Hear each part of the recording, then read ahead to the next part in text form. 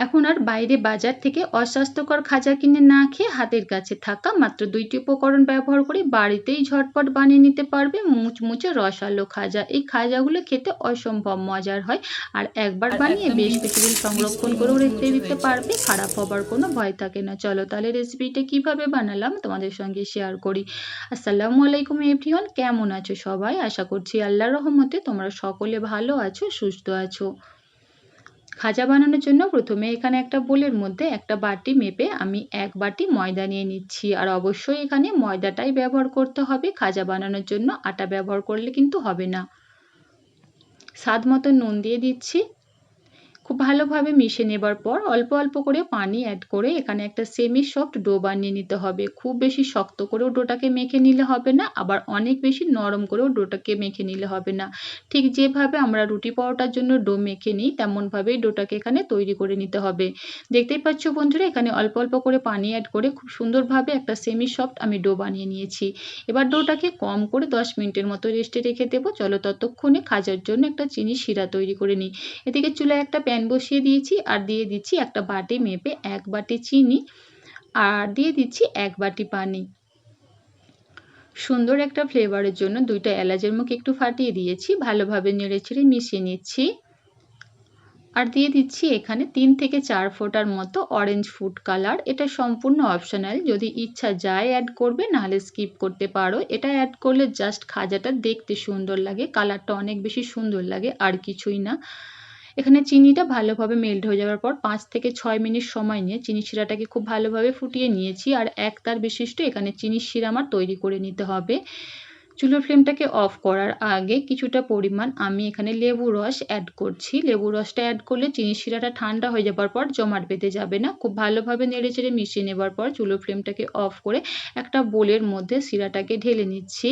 আর দিয়ে দিচ্ছি ১ টিস্পুনের মতো গাওয়া ঘি। ঘিটা অ্যাড করলে খাজাটা খেতে অনেক বেশি মজার হয়, সুন্দর একটা ঘিয়ের ফ্লেভার পাওয়া যায়। তবে তোমরা যদি পছন্দ করো অ্যাড করবে, নাহলে স্কিপ করতে পারো। চিনি শিরাটা একটা সাইডে রেখে দিয়েছি। এদিকে একটা বোলের মধ্যে একটা মিশ্রণ তৈরি করে নেব। ৫ চা চামচের মতো রিফাইন্ড অয়েল দিচ্ছি। তোমরা চাইলে এখানে তেলের পরিবর্তে ঘি ব্যবহার করতে পারো।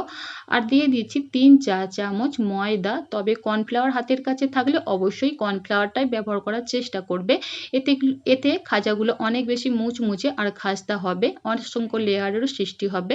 তবে না থাকলে এইভাবে ময়দা দিয়েও কিন্তু এই মিশ্রণটাকে বানিয়ে নিতে পারবে। একটা সাইডে রেখে দেব।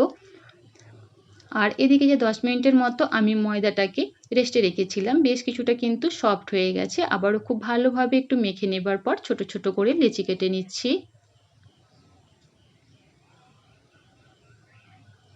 তো এখানে আমি ৫টা লেচি কেটে নিয়েছি, তোমরা চাইলে এর থেকে বেশি করেও বানিয়ে নিতে পারো।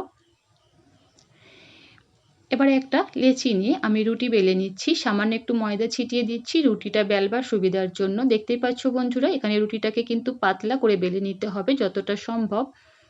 তো এখানে একটা রুটি কিন্তু খুব সুন্দরভাবে আমি বানিয়ে নিয়েছি, একটা প্লেটের মধ্যে তুলে নিচ্ছি। একইভাবে আরও একটা রুটি আমি তোমাদের বানিয়ে দেখাচ্ছি।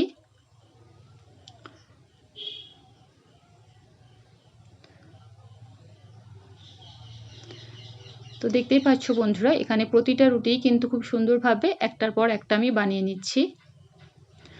আর প্লেটে রাখার আগে সামান্য একটু ময়দা ছিটিয়ে দিতে হবে, তা নাহলে একটার সঙ্গে আর একটা রুটি জড়িয়ে যেতে পারে। তো প্রতিটা রুটি এখানে কিন্তু আমি বেলে নিয়েছি। তারপর এখান থেকে একটা রুটি নিয়ে দেখো আমি যে ময়দা আর তেলের মিশ্রণটা বানিয়ে রেখেছিলাম সেটা সুন্দরভাবে চারিধারে স্প্রেড করে দিতে হবে, যেন রুটির সমস্ত জায়গায় খুব ভালোভাবে লাগে। তারপর উপর থেকে আবার একটু ময়দা ছড়িয়ে দিচ্ছি। তারপর আরেকটা রুটি নিয়ে রুটির মধ্যে আমি দিয়ে দিচ্ছি। একটু হাত দিয়ে ভালো করে চেপে নেব। আবারও যে আমি ময়দা আর তেলের মিশ্রণটা বানিয়ে রেখেছিলাম সেটাকে রুটির ওপরে সুন্দরভাবে চারিধারে লাগিয়ে নিতে হবে। ওপরে আবারও আমি ময়দা ছিটিয়ে দিচ্ছি। সেম প্রসেস আমি একইভাবে প্রতিটা রুটির ওপরে অ্যাপ্লাই করে নিচ্ছি। তো দেখতেই পাচ্ছ বন্ধুরা, প্রতিটা রুটি কিন্তু আমি একইভাবে ময়দা আর তেলের মিশ্রণ দিয়ে রেডি করে নিয়েছি। তারপর দেখো একটা ছুরি দিয়ে এভাবে লম্বালম্বি করে কেটে নিচ্ছি। তো আমি বলে বোঝাতে না পারলে একটু দেখে বুঝে নেবার চেষ্টা করবে বন্ধুরা, ঠিক কিভাবে আমি এটাকে কেটে নিলাম। তারপর এভাবে একটা কাটা অংশটাকে নিয়ে এইভাবে একটু দেখো রোল করে নিচ্ছি, চেপে চেপে এইভাবে একটু রোল করে নিতে হবে। আর এই অংশটাকে এইভাবে দেখো আমি পেছনের দিকে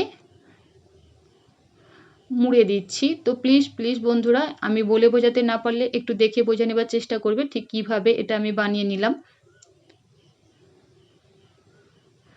আর একইভাবে কিন্তু সমস্ত গুলোকেই আমি তৈরি করে নিয়েছি। এবার একটা লেচি নিয়ে তোমাদের আমি বেলে দেখাচ্ছি। একদম আলতো হাতে এভাবে একটু লুচির মতো করে বেলে নিতে হবে। খুব বেশি পাতলা করেও না, আবার খুব বেশি মোটা করেও না, আবার খুব বেশি হাত দিয়ে প্রেস করেও কিন্তু বেললে হবে না, তা না হলে কিন্তু লেয়ারগুলো ভালোভাবে খুলবে না। তো আর একটা এভাবে আমি বানিয়ে নিচ্ছি, আলতো হাতে লুচির মতো করে বেলে নিতে হবে। খুব বেশি বড়ও না, আবার খুব বেশি ছোট করেও বানালে হবে না, ঠিক এইভাবে এই সাইজের বানিয়ে নিচ্ছি। তো একইভাবে সমস্তগুলোই আমি খাজা এখানে তৈরি করে নিয়েছি। এবার খাজাগুলোকে তেলে ভেজে নেবার পালা। তার জন্য পরিমাণ মতো তেল একদম হালকাভাবে গরম করে নিয়েছি। এবার এক একটা খাজা তেলের মধ্যে দিয়ে দিচ্ছি।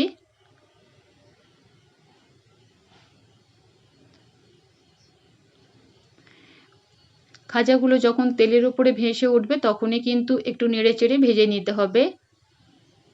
দেখতে পাচ্ছ বন্ধুরা, খুবই অল্প সময়ের মধ্যেই দেখবে খাজাগুলো কিন্তু তেলের উপরে ভেসে উঠবে। আর প্রথম থেকে শেষ পর্যন্ত কিন্তু চুলোর ফ্লেমটাকে একেবারে লোয়ে রেখে খাজাগুলোকে ভেজে নিতে হবে। একটা ছুরি দিয়ে একটু ভালোভাবে লেয়ারগুলো খুলে দেব, তবে খুব বেশি নাড়াচাড়া করব না, তাহলে কিন্তু খাজার লেয়ারগুলো আবার অনেক বেশি খুলে যাবে।